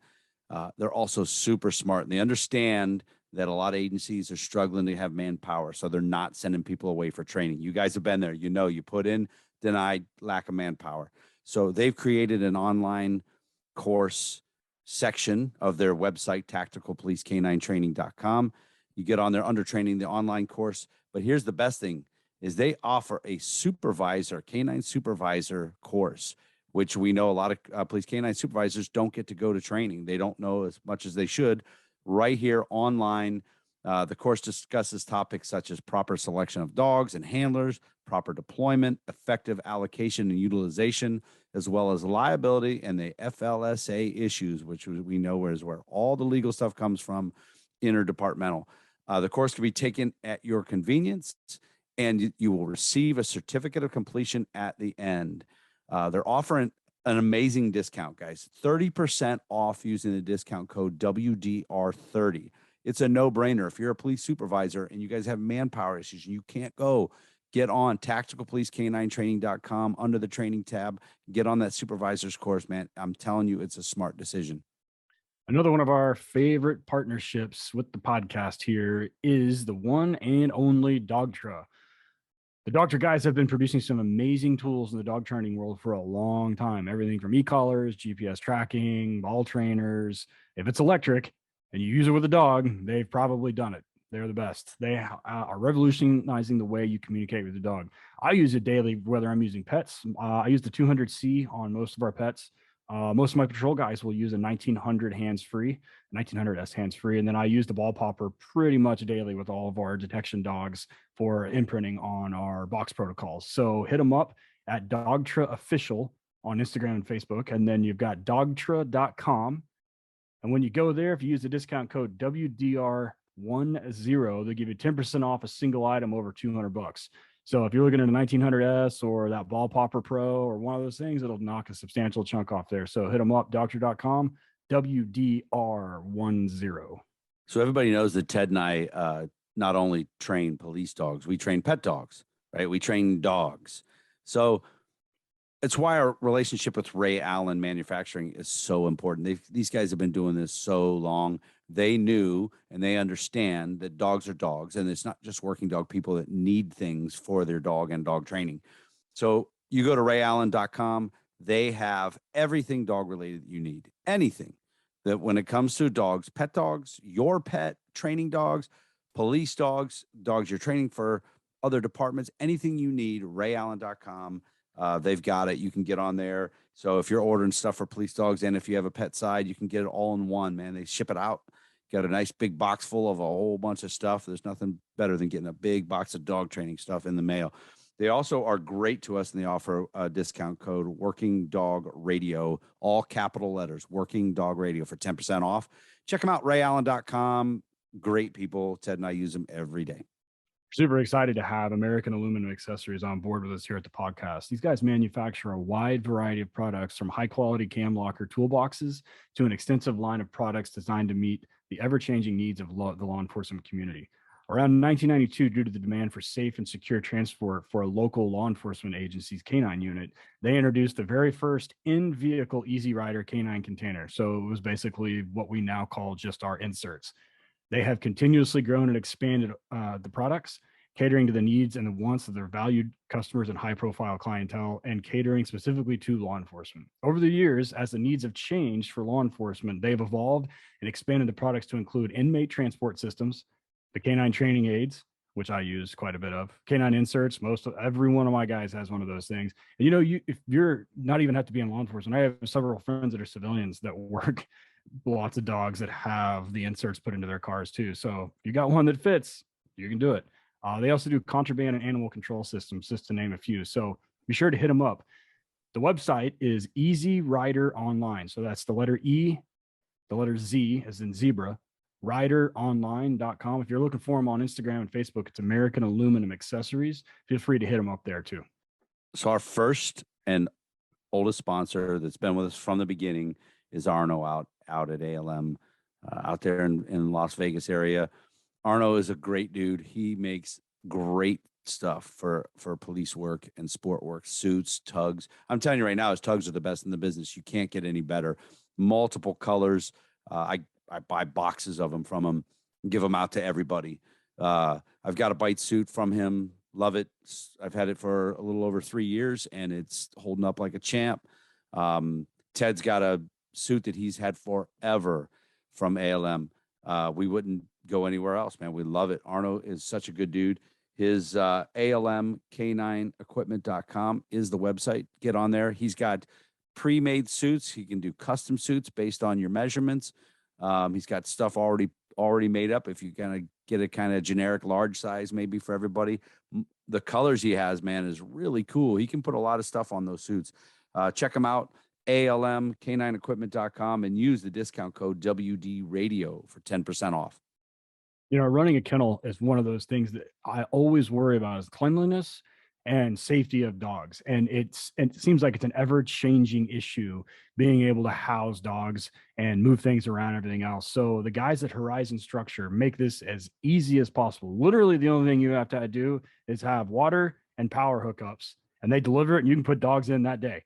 And it comes on a trailer. They just drop it off. You plug it in, put dogs in it, and you're ready to rock. You keep them clean, you keep them safe, you keep them cool in the summer and warm in the wintertime.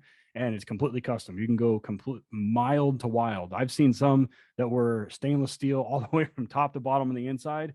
And then I've seen some for a bulldog breeder that, had smaller gates because those things can't jump. So if you reach out to them, they're sitting there waiting for you to call and help you through the custom design process. They have everything from 2-dog ones up to, I want to say like 18 or 20. It's you can put a lot of dogs, indoor, outdoor runs. So anything you've ever dreamed of, they've got it, have done it, or can do it. So they've taken all the guesswork out of building it. Everything is pre-done to your specifications, and it's assembled, dropped off, boom, you're ready to rock. Things are amazing. Rigney has one. We've had him on the show a couple of times. Go check out his Instagram, and you can see he's posted it up there before. Go look Horizon up at Horizon Structures, spelled out.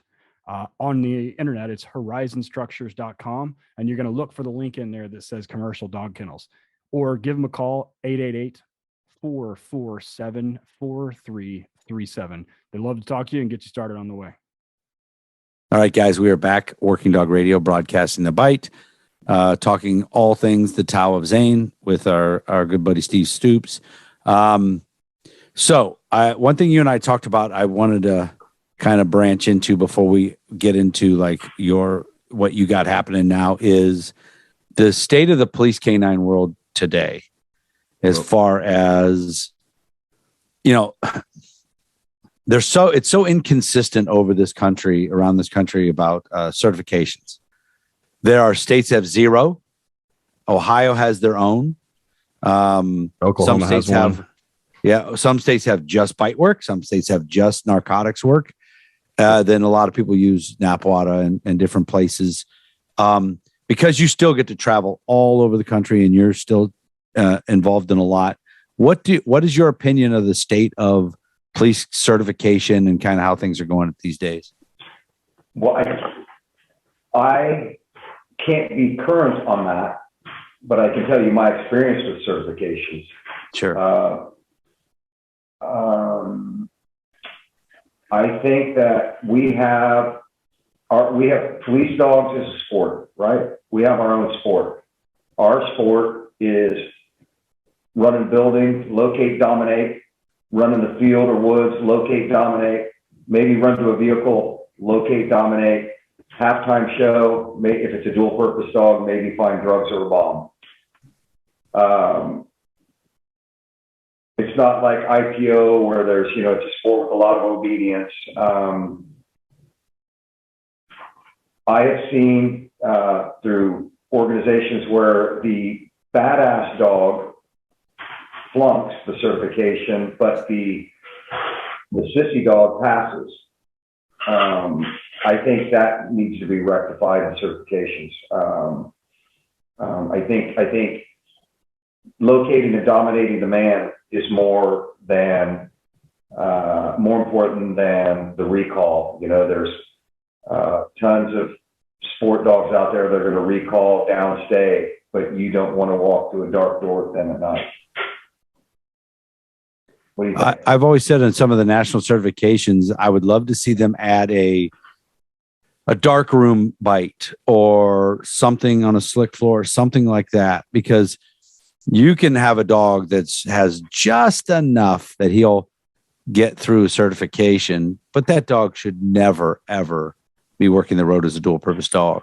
Right. Give me something. It doesn't have to be super insanely advanced, for core competency testing, but it's unfair to put a dog out that is going to get a guy hurt. And I've talked about this on the podcast, and you probably haven't heard it, but I worked 4 dogs. My very first dog, they made me work her for 3 years on the road. She had 20 plus failures to engage a year for 3 years. 20 plus failures to engage. That tells you how busy our city was. Probably the most I've ever heard of anybody ever. 20 plus, and they made me keep working her. But she killed it in certification because she would bite a sleeve or a suit or whatever. And travesty. Yeah. And if they just did a hidden sleeve bite, she wouldn't have done it. She would have failed. Yeah. You know what I mean? And we talk about this a lot at HRDs, like what we're certified to do versus what we're trained to do. Well, what we're certified to do versus what we're asked to do are 2 different skill sets, 110%. And the gap, we wrote an article for the Canine Courier for USPCA, and we just called it Bridging the Gap. And they published it, and it was about that and this very topic, like the being able to demonstrate that you have a core level of the ability to handle, like, just because you pass a certification doesn't mean you can do your job well. It just means you can do it. And the one thing that I've always argued, like Eric, is there needs to be an environmental test, or my thing was always a vehicle test, which a vehicle entry for police dogs, which environmentals are a weird thing. And single purpose and dual purpose, the one thing that dogs are washed for, nobody washes a dog for the inability to find target odor. That's not the issue.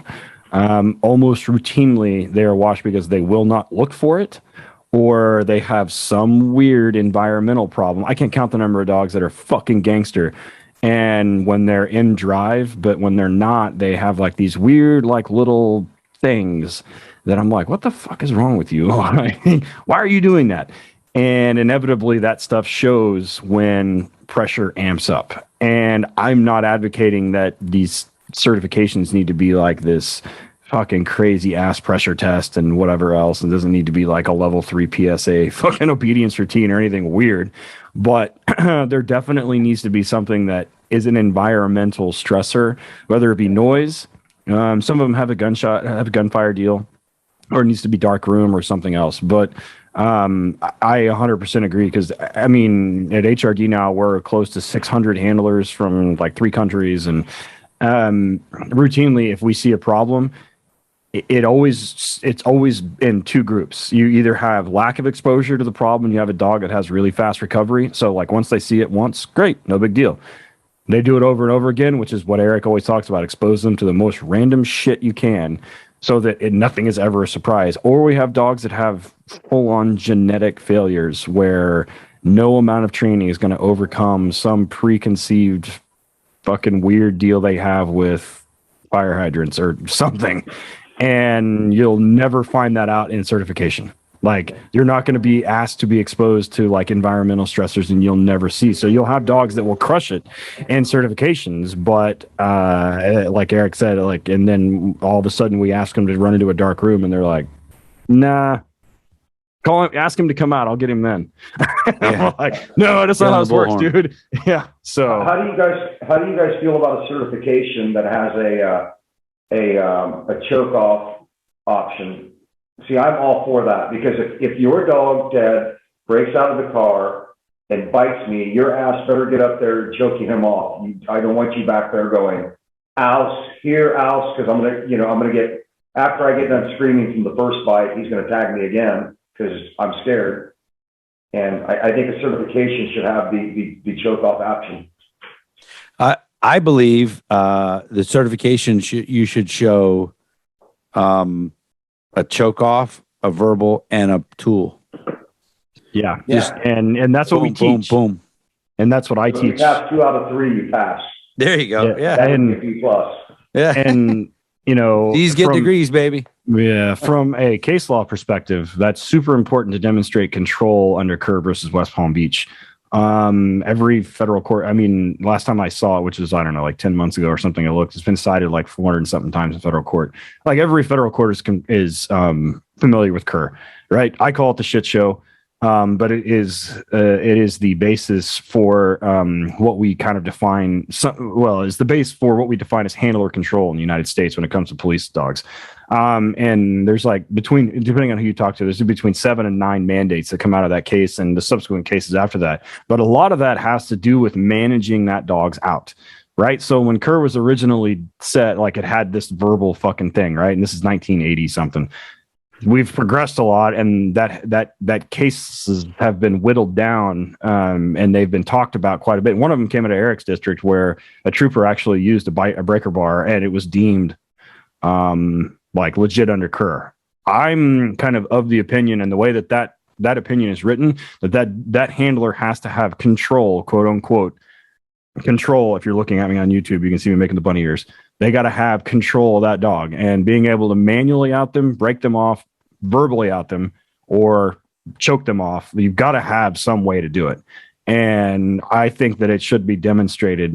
We go to HRDs now, and I'm like, how many people have used a breaker bar? And like, some people have never, used. I was like, well, I think you're prying their teeth open. Right. And then they're like, well, why wouldn't you? And I'm like, what if you can't hear you? I'm like, why wouldn't you be able to hear me? I'm like, well, fuck, you're about to find out. So like you still got to be able to get him off there. So speaking of that, we're talking about environmental things. That's what most of the problems the dog has. Your current job, environmental noise and everything else, is would probably be one of the main things that would wash dogs, or you would struggle with, just from ways you get places, helicopters, just gunfire noise, all the things that go on with DOD dog stuff. How do you test dogs overseas? Is it an average of things you're looking for? Like, I think it'll probably be good, because those guys over there are not throwing him in a helicopter. They're not getting rotor wash. They're not getting here. They're not. What tests have you been doing environmentally that seem to have the most success for you? So I see a dog that handles if he's testing well in the slick floors. My test is probably just like yours. If he's really strong, up and down stairs, it generally, and we test the gunfire just like you do. If I go over there, we find somebody that's got a revolver and we pop a few rounds, but 38 blank, baby. Yeah, loud, whatever they have over there, they're loud as all get out. But starting a lawnmower, a tractor, anything like that. But the helicopter thing is kind of funny, because I hate helicopters too. Like, if I have a great dog and he doesn't like rotor wash, if he's a great dog, I'm going to pick him up and I'm going to carry him.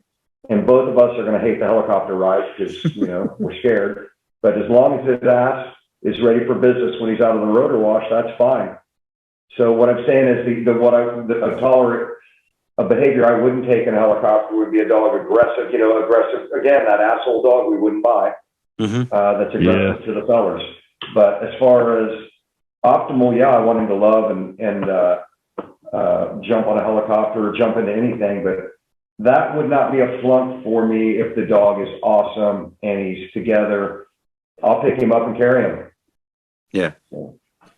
You get those sometimes that they're like, I'm never going to like this. You're just going to have to live with it. Yeah. And I think most people, most trainers in the tactical world where they use helicopters would probably flunk the dog. I'm just saying I had an epiphany with a great dog. And I'm like, why? You know, I don't like helicopters either. I'm scared of them. I don't dig them. Yeah. But I tolerate it, you know, so if I have a great dog, that's one little thing, you know, that's as long as he's motivated, once we're out of the rotor wash, that's where it counts. So it's not an automatic flunk for me. Right. So I want to ask you a question that you and I talked about on the phone that we haven't asked anybody. So when I was out working the contract for Cobra on the West Coast, there was 3 trainers. 2 of us were cops. One was a DOD guy.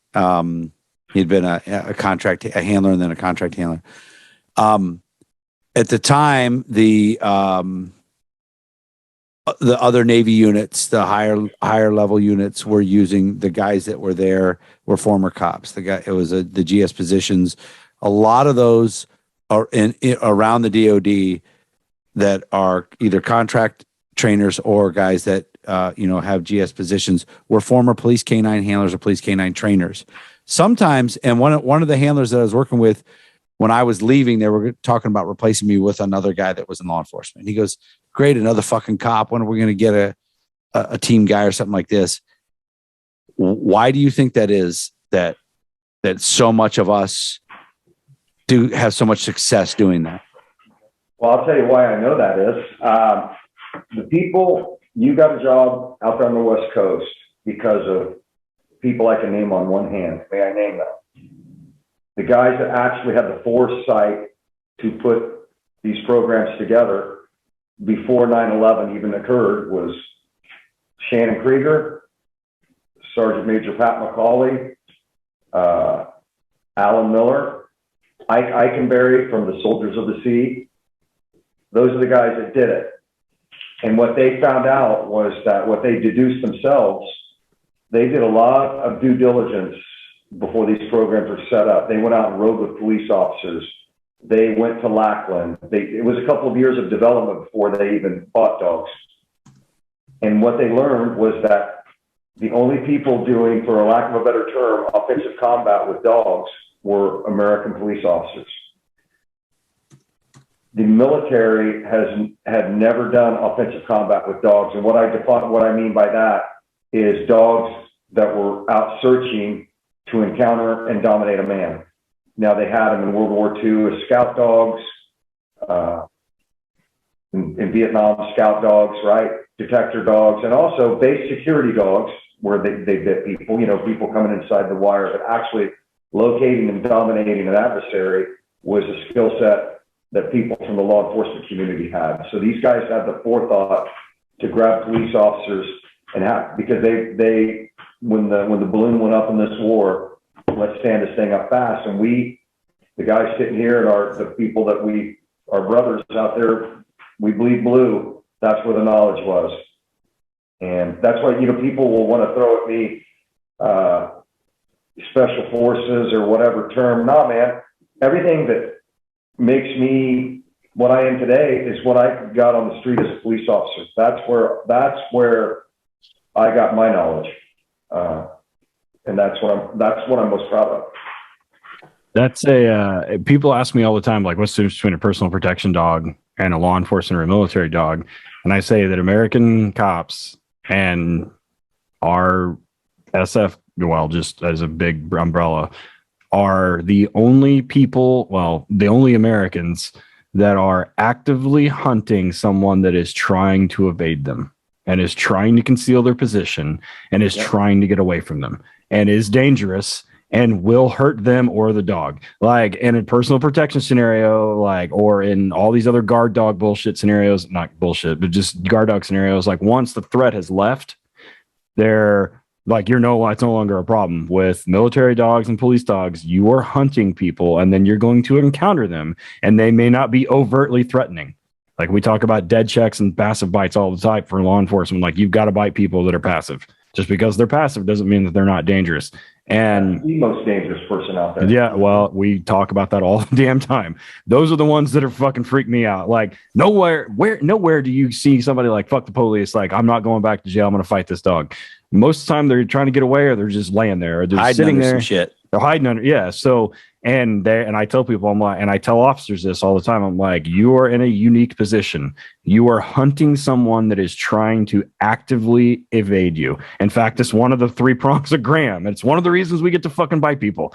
So I'm like, that is part of it. Like you're hunting someone trying to get away from you. And the dog selection and the training for that is unique. And like when people are like, oh, do you make a good personal protection dog? Or dogs that make good personal protection dogs that are defensive shitheads, right? That are only protect their yard or only protect their car, are not going to hunt somebody and seek out a confrontation. They're just not going to do it. They're going to bark. And if you run off, they're like, fuck it. You bark at a Malinois barks at you and you run, he's going to chase your ass and fucking bite you, which is what we want. So it's interesting you say that, because that's a huge deal. Because I mean, we tell people, I had an office conversation today with somebody and I said, we're not there to fuck people up. We're there to take them to jail. So if we got to bite them, do it. Great. We're not going to, they don't have to shoot them. That's fine. Like I would prefer that, but I was like, they're trying to get away from us. And this is what the dog is there for. And he is there to find them. He is there to apprehend them if need be. That's not the main reason he's there, but they're there to find them and apprehend them and take them to jail so that they can go do the whole court thing. That's the only reason he's there. So yeah. We still find, and you probably have come across it, not in your program or anything, but we still find a lot of people that don't do passive bites, don't do still person bites. Yeah, a lot actually. And that's, I mean, my dogs, between my 4 dogs, I had a lot of bites, and guys on my department had way more than me, and almost none of them were running down the street. The guy I've had, some near-death experiences as a police officer, shootings, I've been stabbed. Everybody that tried to kill me was passive and seemingly compliant before they tried to kill me. Mm-hmm. I'm serious. And let me, go ahead, Ted. No, I'm agreeing. Like, I'm like, I want to get on my soapbox here for a second. This myth going around that these poor, seemingly passive, compliant young men that the police are hunting down, bullshit. Mm-hmm. And yeah, so I wish police leadership is very disappointed in this era. They need to go, I always say this, they need to go to Walmart and buy a backbone and start calling bullshit on this narrative. And none of them are doing it. And I feel sorry for the police officers right now. I'm sorry, I need a handkerchief. I'm sweating now. I'm preaching the gospel. That's right. So I want to move forward so we can promote some of the stuff you're doing, but it leads us into the social media thing. You talked about, you've kind of come out of the shadows like in the last few months, and we can see you on, teaching, you got a new puppy you're showing some development from. You've been on some podcasts, other shows, talking to people and things like that. The internet is a great thing for our businesses and great things for things we do, but it's so ridiculously irritating. And you and I know are on the same page with tactical this, tactical that. You put somebody with a camo on and a dog and a rifle. Meanwhile, that person is a waitress at IHOP, or has never done it. Like I tell everybody, I've mentioned about having worked for Cobra on the West Coast with NSW. I was there for 4 months. I was not there for years. I do not post pictures of me posing next to any emblems or scuba gear, anything that would insinuate that I had done that for long periods of time. When you started really getting into it, did that stuff just irritate the crap out of you? Yeah, so actually Sonia Nordstrom, the FBI lady, she came up with the idea to start American Tactical Aggregate K9. And so you can go to the website, but it's some people I respect, like-minded people, but the aggregate, all things put together, you've walked through a dark door looking for a bad man. The people that make me clench my jaws are the ones out saying that they're teaching tactical, and they do pose by helicopter with a weapon slung, but they've never really done it. I have a problem with that. Yeah, and there's some of that going on out there, and I get it. People want to put bread on their table, but that's I think it's overplayed. I mean, I get it if you're wearing like camo chaps or something like that. If you're trying to sell something, I'll give it to you, whatever, go for it. But it's just like in the police world, tactical this, tactical that. Cops buy anything that's black with a holster. You call it a tactical block of wood, these suckers are going to buy it and throw it in their gear bag. But they fall for that stuff, and there's a lot of people that claim to be here and claim to be there doing all those jobs, and that stuff really, I mean, we're plugging away doing our thing, and we know who the real people are, who aren't. It gets me super irritated. My thing is always when I see people like that, I'm like, fuck, you should be a lot better than you are then. Like, yeah. And I've said that to a couple people. I'm like, God damn, you should be a lot better than this. Like, or I'll be like, you know, I mean, and I'm really open about it. Like, I was never in the military, you know, and like, and I tell people from the beginning, like, I'm not here to teach you fucking tactics. There is 1,000 other people in this country that are trigger pullers from Afghanistan, from GWAT, and before that are way better at that than I am. However, not all those motherfuckers know how to train a dog. And just tell me what you want to do, and we'll figure it out.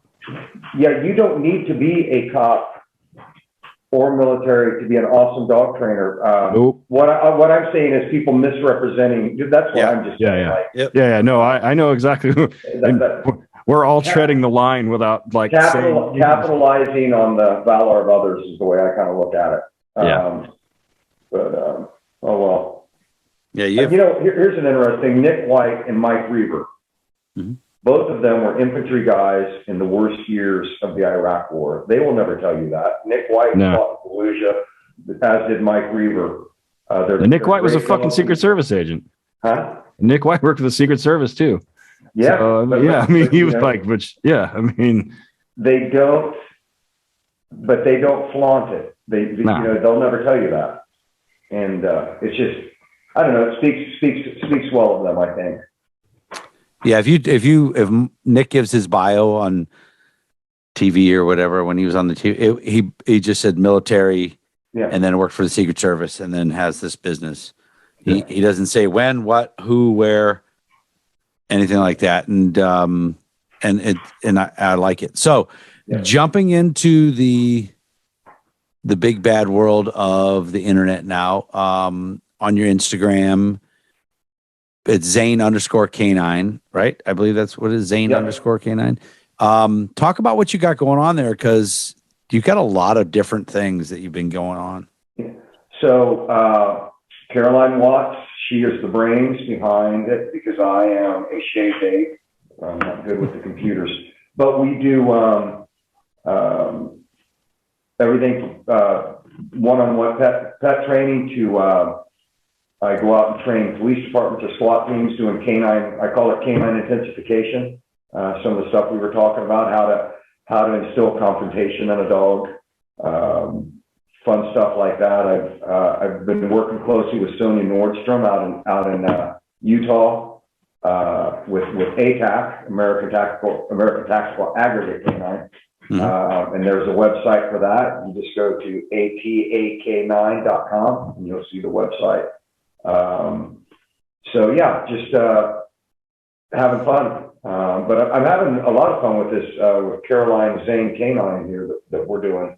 I went up and taught a little seminar up in Virginia Beach for some doing. I had everything from home protection dogs to working police dogs, and I had a blast. So that's what I like to do. And then the little puppy you saw, little Beth, the little German Shepherd puppy I'm training, I get a lot of joy from that. And so yeah, that's what we've been doing. You guys got some swag? Got swag. Get on. Let me there. see. Stand up.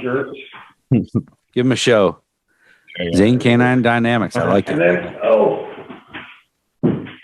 Hold on. No. If you're not watching on YouTube, you should. Because Life short train dogs. I like it. Never mind. That's all right. Never mind. I should have been ready for this. You did good.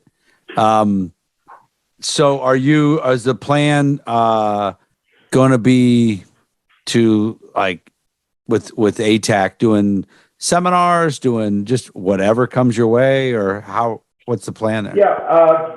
So we've got some top people, Fred Fusco to be one, Shannon Krieger, Ross Serban from Canada. Have you ever heard of him? No, I have not. Calgary, Canada. We got some top people, Avi Cohen, out of California. So we just want to teach. I don't want to get into the dog selling business. I'll leave that to you guys. No, you don't. Just teach, share knowledge, have some fun. So, but get on the website and check it out. Yeah, I'll have to check it out. We had Fred on the podcast 3 years ago. Yeah, it was been a minute. It's been a little while. So it may have been a gourmet chef. Did you know that? No. He went to culinary school. Somebody told me that. In the Army, yeah. Somebody that wasn't a canine handler that was from over there told me that. And I was like, really? Have him cook you he's Sicilian, and he'll cook you a Sicilian dinner, and he's awesome. Yeah. That's great. I like Italian food. I'll do it. A lot of depth there. Yeah. We actually, when we interviewed him, we had heard of him, but we actually didn't know till afterwards, like who he was, you know what I mean? Like where he was when he left the military, and as far as his footprint, I should say. Mm-hmm. And then afterwards, like, man, we got lucky. We got lucky to get Big Fred on there. Yeah, Fred's my weekend hangout partner. We have a lot of fun. He's a very quiet guy, but so we good mix. Good mix. So I think you sent me an article. I want to touch on it because you mentioned a couple times about and we've talked about the personal protection dog, and you talked about it before we sign off. In my opinion, the home protection dog is one of the biggest rackets in all of the dog industry. It is filled with people that are just flat out stealing money from folks, in my opinion. Yeah. They are getting defensive nerve bag shit dogs that look scary. It's because they're scared. They'll bite you. Yeah. And I mean, that's not, yeah, it's always the same. The owners are standing up against a fence or a wall like that, and then the dog is just going ape shit. So the one article I saw was about selecting that dog. What is it that you're looking for when you're doing that kind of like executive protection dog? So the longer you test, the less you know, right? So it's pretty simple.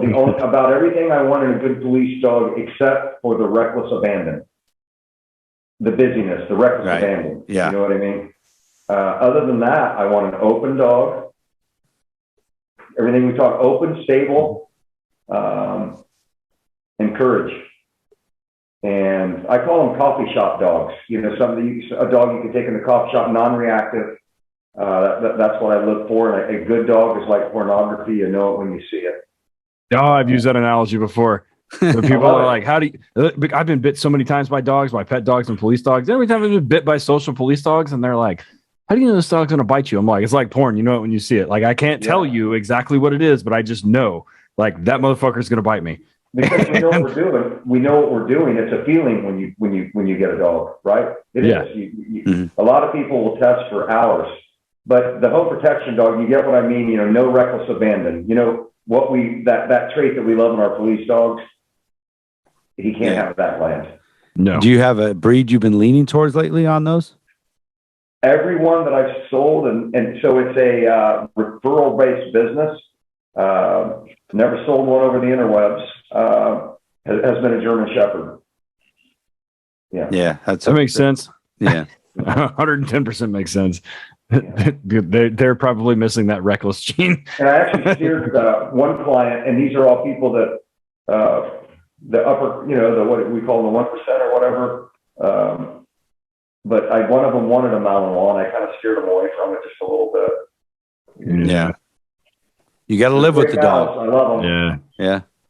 You got reckless abandon. They are their own worst enemies, man. It's all go. That's why they work so well.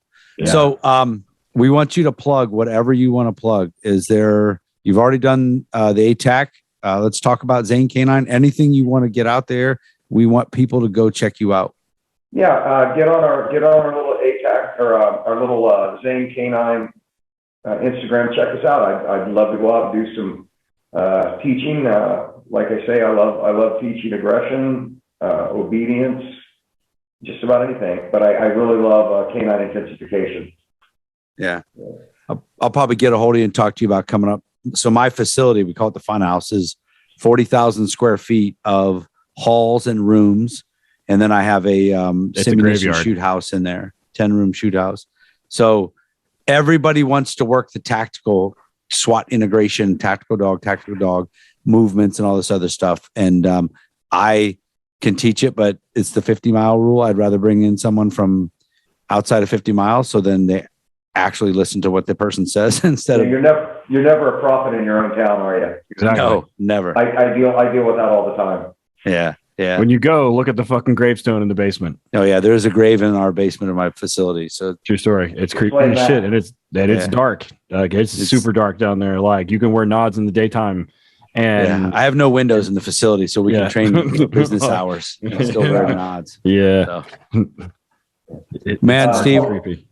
One more thing to say. I love training puppies. I don't warehouse puppies. If somebody wants our Power Puppy program, I do one at a time, and love doing that too. Just get on the Instagram and hit you up about that. Yeah. Right. You got to get that ZaneK9.com going too. Yeah. We got ZaneK9.com. All right. Is it up and running? I appreciate that. Like if I want to get one of your shirts, which I do, is that on the website? Website and the Instagram both. Oh, there you go. All right. Yeah. And that'll probably be her. Where's she at? She's the brains. Yeah, she's still sitting there? Sitting off camera. She's right here. Yeah, bring her in. Let her slide in real quick. Yeah. Hey, tell Rob. Listen. Come here. I want to ask you something. Tell Rob we want to have him on too. We want to have Rob on. Hey, he missed something. He had to have missed something to plug. What did he miss? He did a pretty good job. I will say that. All right. With you, yeah, for sure. Anyone that wants any sort of interested in obedience, tracking, family protection, any inquiries, even if you're not local, if you're out of state, bring it. You can email at info@zaneK9.com. There you go. We are open to almost anything. We want to work, and he has the ability to do all the things, so why not? Perfect. See, I knew you missed something. info@zaneK9.com. We'll put it in the show notes. Logo. Yeah, we'll put the email address and the websites, everything in the show notes. Okay. So be sure you guys scroll down, check it out. info@zaneK9.com. Get on the website. Letter K9. And we got to give this guy his due. So anyway, Steve, thank you very much. Hey, appreciate the opportunity. Yeah, no problem. Hopefully we get to see each other and do some training soon. I hope so. All right, Ted, you're at the usual Ted_Summers. Yeah, everybody knows where I'm at. Torchlight K9, letter K number 9, Torchlight Pets, Ted_Summers on the Instagrams, and then working_dog_radio, and then HRD Police K9 is all the stuff that we do. So yeah, when you're at the usual. Van S K9 on Instagram. I still am fascinated by the fact I am too. So many people that follow the Working Dog Radio podcast and do not follow me or Ted on Instagram. I find it to be strange. But whatever. So anyway, Steve, thank you. Appreciate everything. Yep. We'll see you. See you guys. You got your reasons. I got my wants. Still got that feeling, but I'm too old to die young now. Working Dog Radio was graciously granted permission to use this music by Brother Deeg. Be sure to check him out at brotherdeeg.blogspot.com. That's spelled brotherdege.blogspot.com. Be sure to buy him a beer at Amazon, iTunes, or CD Baby, or anywhere you stream your music. Working Dog Radio was edited and co-produced by Alicia Brandt.